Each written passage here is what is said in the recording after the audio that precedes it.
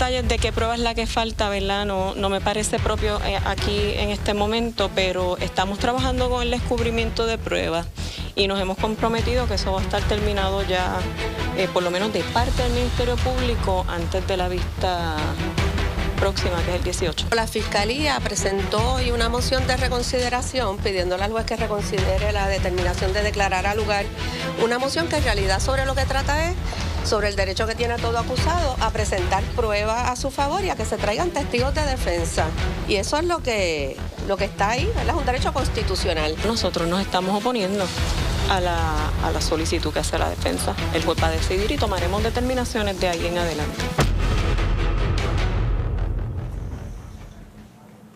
Bueno, dentro del morbo que le gusta a esta sociedad para ver casos de otras personas, yo me he reiterado en que estoy en contra de que se televisen estos casos, en que se conviertan en un circo público, porque aquí hay derechos de diferentes personas, aquí hay partes involucradas, pero si esto es lo que va a estar ocurriendo, por lo menos busquemos informar desde estos espacios. Hoy nos acompaña el licenciado Manuel Mayo, abogado de la Sociedad de Asistencia Legal, también está con nosotros la licenciada Rocío Rebelles y la licenciada María Soledad Sáez para hablar de este caso que hoy tiene una vista pautada, particularmente el caso de Antonieshka Áviles, acusada por el asesinato de Gabriela Nicole Prats. Bienvenidos a los tres.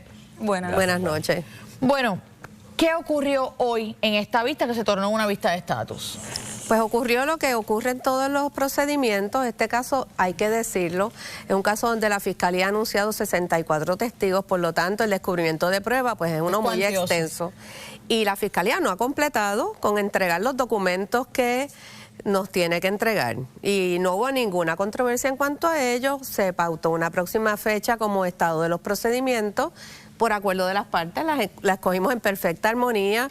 O sea que he visto titulares de que hubo pelea, discusiones, nada de eso es cierto. El descubrimiento de prueba pues se ha llevado a cabo como tiene que ser, de una manera ordenada. Nosotros hemos presentado mociones, la Fiscalía ha presentado su contestación y nos han entregado algunas cosas y quedan otras por entregar. Lo que usted señala es importante porque esto usualmente se reseña como un retraso y la gente en la sociedad se indigna y crean todas estas expectativas o crean o rellenan los silencios con sus propias explicaciones o especulaciones. Dentro de este proceso, ¿cuán normal o es uso y costumbre este tipo de emociones en esta etapa de los procedimientos, estos requerimientos de prueba, de testigos?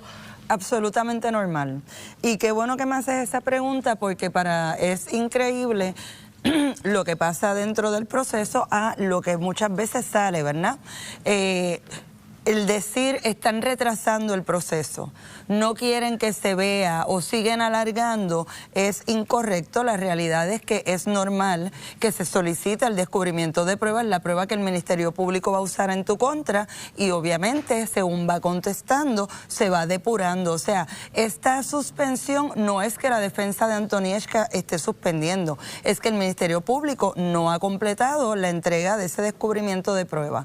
O sea que para todos los fines prácticos el Ministerio Público no había completado una prueba a la que tiene derecho la defensa en este caso. De hecho, hay un derecho constitucional a poder cargarse con los testigos de cargo, que tengan esta evidencia. Hay algo que a mí me parece significativo y es cómo juzgamos de cierta manera el sistema estatal versus el sistema federal. Hablamos fuera de cámara con el licenciado Manuel Mayo sobre un caso a nivel federal donde están pautados probablemente para finales de 2026 o 2027, un caso que conmovió a Puerto Rico.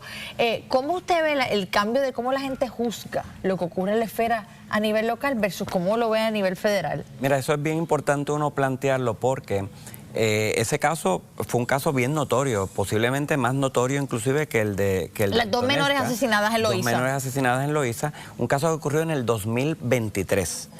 Y ayer o hoy el Tribunal Federal dice que se va a estar celebrando posiblemente a finales del 2026 o principios del 2027. ¿Por qué?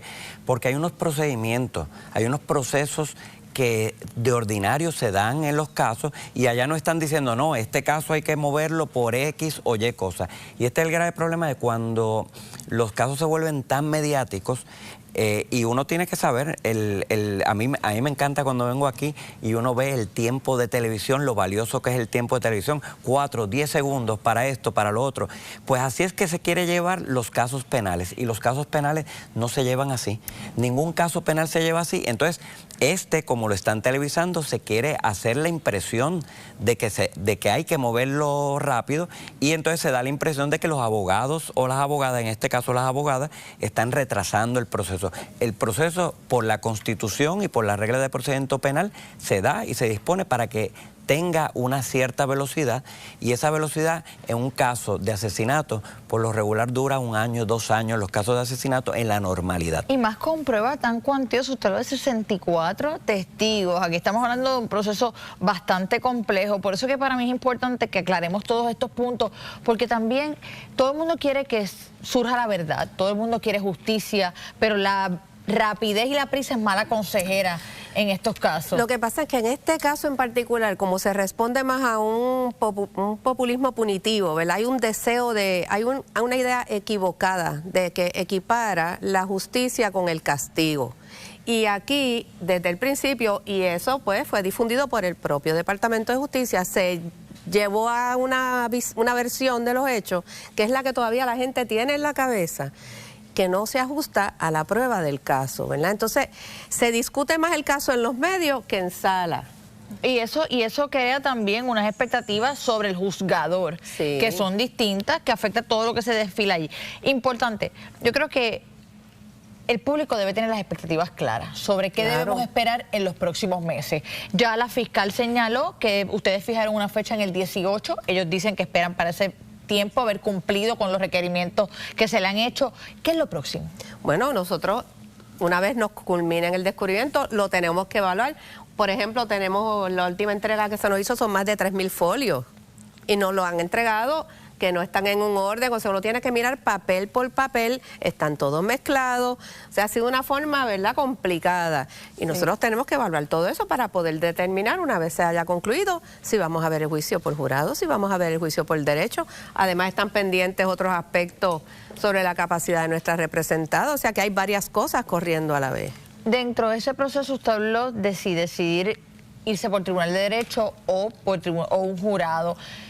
¿Cuán difícil va a ser el proceso de escoger un jurado luego de que ya se dio este proceso para Elvia Cabrera, sabiendo que es una región judicial con un pote tan limitado de personas y sabiendo que todo el mundo en este archipiélago reconoce la cara de Antonia Escáviles, y ya la mayoría de la gente se ha creado una idea en su cabeza de qué pasó allí? La realidad es que nosotros lo vemos como un proceso que va a ser complicado desde el día 1, aquí desde incluso los fiscales que estaban en aquel momento dieron versiones a la prensa, a la policía, se ha seguido el proceso de dar publicidad a la vista preliminar y ahora al juicio, o sea que sin lugar a dudas va a ser un proceso cuesta arriba, eso nadie se lo puede cuestionar.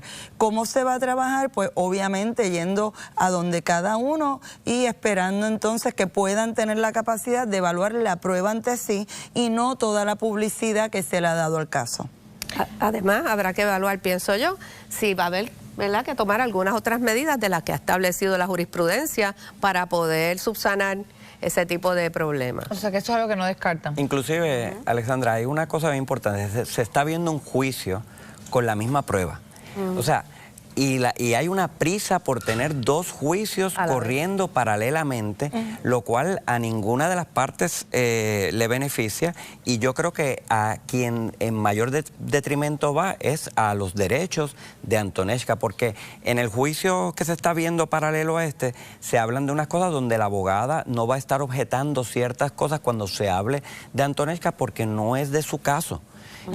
Pero suceden que se dicen cosas que incriminan a nuestra representada, que no son admisibles en derecho, pero ya se escuchan. Así es que hasta dónde un juicio justo e imparcial se puede dar de forma paralela y con tanta prisa después del caso de Elvia, eso también está por dilucidarse. Sin duda alguna, quien más sufre el proceso de justicia y quien más se beneficia también es el circo mediático y el morbo de una sociedad que más allá de justicia lo que está buscando es un castigo, no consecuencias reales, ¿verdad? O prevenir estas tragedias. Agradecida de haberles tenido aquí. Bueno, aún hay más aquí en Última Palabra. Ivánez, cuéntanos qué tenemos a regreso.